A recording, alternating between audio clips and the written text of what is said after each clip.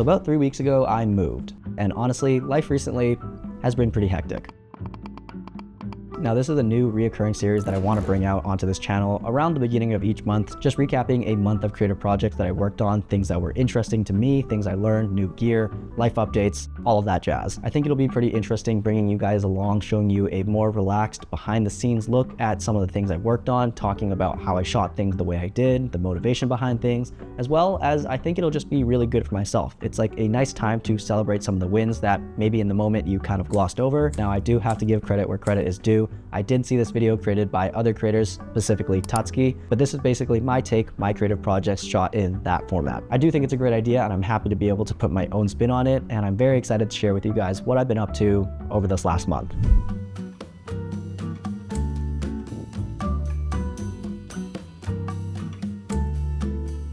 So really the first big project that I wanted to take on this summer was getting back into the good rhythm of making videos consistently and just having like a really strong and healthy relationship, balancing all of that. And just for some context, this winter, honestly, I had a little bit of a creative rut and a little bit of creative burnout between the months of like February, March, and naturally I was able to kind of overcome that just by giving myself a little bit of a break. But I really wasn't posting very consistently towards the end of the school year at all. I think in the months of March and April in total, 2 months I posted twice, and that is just nowhere near the level of consistency and, creativity that I want to be at all. So I knew coming into the summer that I just wanted to grind YouTube again, because really at the center of everything I do, like the beating heart and soul of everything that I love to do in terms of freelance creating, is YouTube. And specifically personal projects, I think, are so important to creators. Before you are even able to think about helping someone else on their project or picking up freelance gigs here and there, you have to take care of things at home first, and you have to make sure that you're still working on personal projects,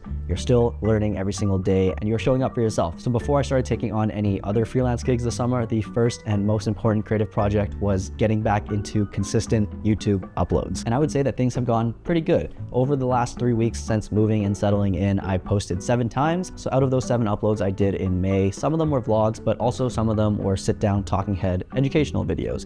And that kind of brings me back to the feeling I had when I was making YouTube videos back in like September of 2024, August 2024, when really my channel started to blow up, in air quotes. But those sit-down educational videos were kind of what my channel became known for, and I bet even a lot of you guys, those were the videos that you guys saw first. Out of those 7 videos, one was a branded partnership with Insta360 on one of their little small vlogging cameras. Now that was actually a long time in the making project, because a lot of the footage, if you saw the video, was shot in November 2024. Now, I won't go into too much detail about the video itself because you can just go watch that video on my channel, but I will say that making that video was incredibly fun because it made me go back and look on some old footage from a trip to New York. And when I opened that old hard drive that I had never opened again since transferring the footage in back in November, it reminded me of why I make videos in the first place, or why I started back when I was a kid, because all I wanted to do was tell stories about my life and, have these memories to look back on. And now I was literally doing that. I was able to go back and basically relive a trip.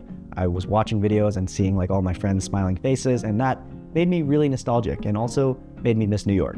Now, a lot of these vlogs are pretty straightforward. It really is just me living a day with my camera, but something actually terrible happened one time. I shot 2 videos in a day. This was like a super productive weekend. And honestly, the footage was gonna look amazing. And I say was because that card, I accidentally formatted it. And I know I never thought that I'd be in that position where I accidentally format a card. I always see people posting about it and I think like, how could this ever happen? Like, how could you accidentally format a card?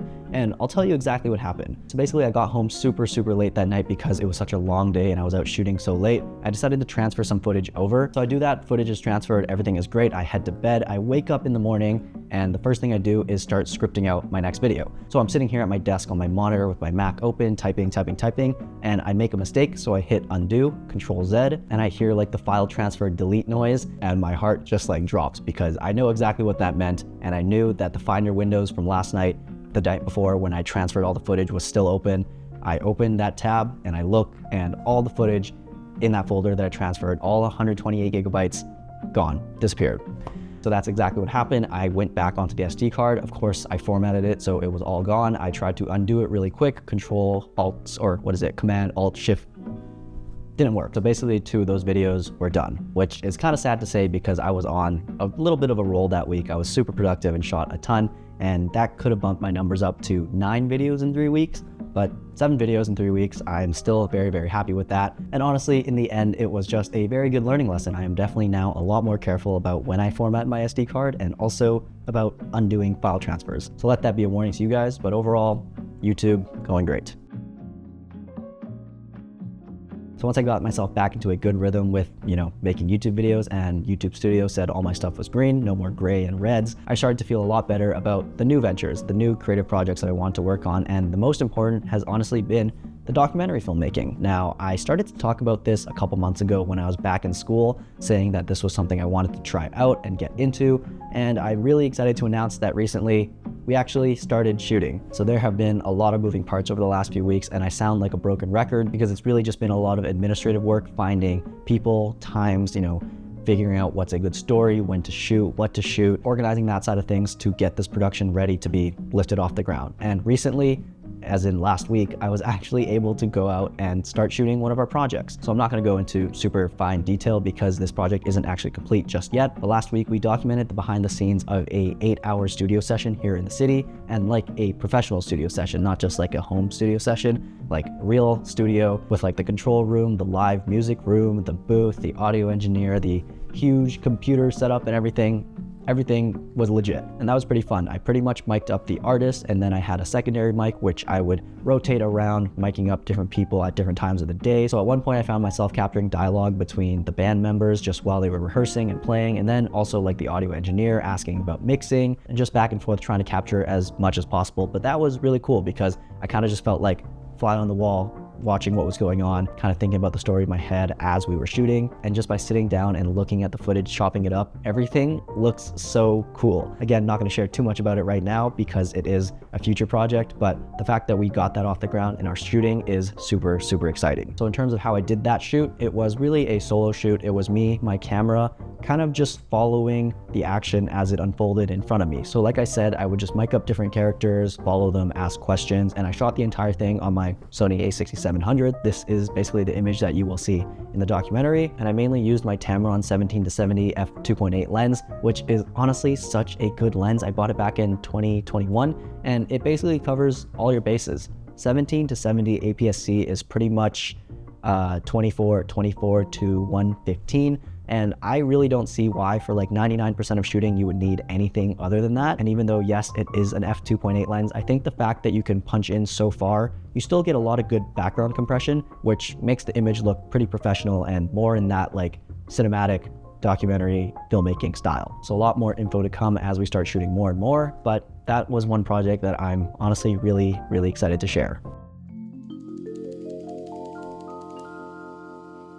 So the last thing that I'll share today isn't so much of a creative project as it's more of a community project. And that is, I want to put together like a creative community, a creative meetup, photo walk, film day, something like that. So recently I've been hanging out with a lot of creators in the city, just kind of asking what they'd want to see from other creators in the city. What kind of events would they go to? And pretty much what I gathered is just that a lot of people are finding it difficult to connect with other creatives in similar fields, especially kind of in the realm of what I'm doing, in the realm of social media, content creation, filmmaking. People are finding it really hard to meet up with each other. So after lots of planning, I'm actually putting something together for June. But if you are a creator in the city and you're looking to meet more friends or like-minded individuals, this would kind of be the perfect spot. I think it is so powerful just to be surrounded by people that are kind of in the field that you work in, but also slightly adjacent, so that there's a lot of learnings to be shared there. Again, when I started out, all I wanted to do was ask questions to creators that I look up to and meet people, be around people that were doing cool stuff. And that is the feeling that I want to instill in this new community in Toronto. So if you're interested in following along, this is what you should do. Number one, you should follow the